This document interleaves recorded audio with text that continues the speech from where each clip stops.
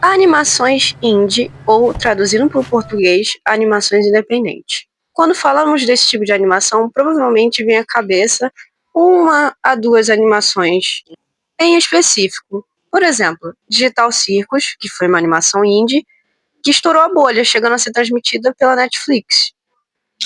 Em setembro de 2018, foi lançada no YouTube uma animação russa que de primeira ninguém deu tanta bola. E ela quase não era reconhecida. Foi criada por Alina Kovalena, que acompanhava a vida de uma família apaixonada por metal. Os personagens principais são Sebastian, ou conhecido como Glenn por todo mundo. Glenn é um dos personagens mais complexos da série e explorados, já que a sua história é pano de fundo para muitas coisas na série. Ele faz o papel de pai excêntrico, sempre muito educado e raramente demonstrando descontentamento com algo.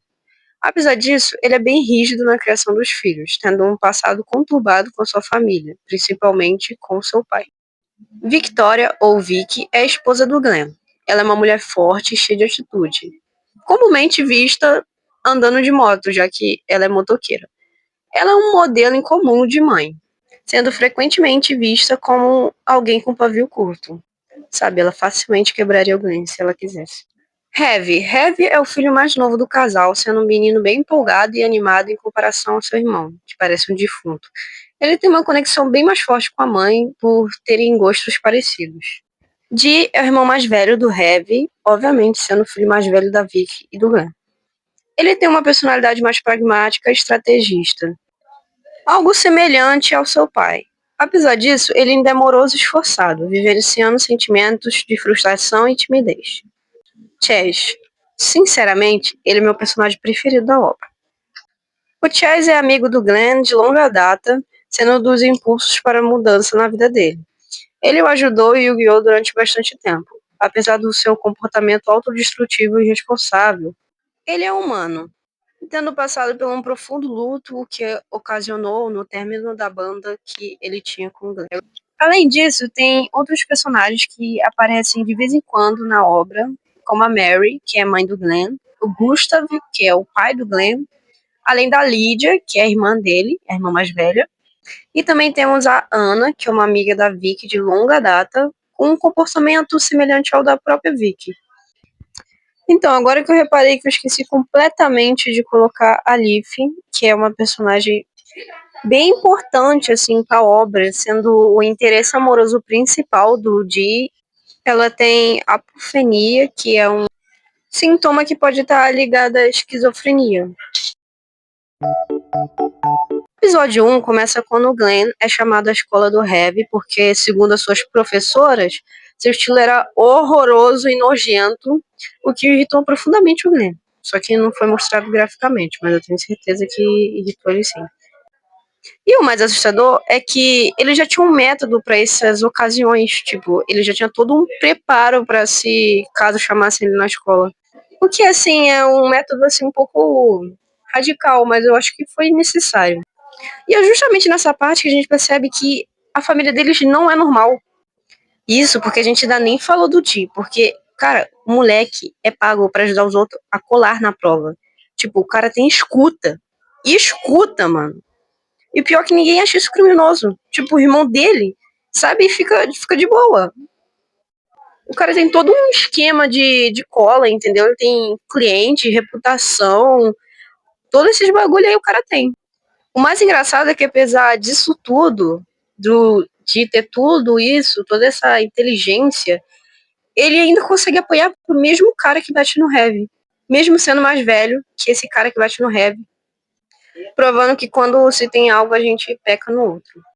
Até porque o Heavy não consegue calar a boca e aceitar a opinião diferente, o que faz com que ele viva entrando em brigas. Eu acho que a parte mais pesada da série é quando conta a história do Glenn, que ele vivia em uma família disfuncional, onde o pai dele era punitivo e rico, muito rico, batia nele sempre que ele errava os mínimos detalhes possíveis em alguma coisa. O que fazia com que ele só acumulasse as suas frustrações, medos, etc. Até que ele conheceu um anjo, um ser de luz, o Chess.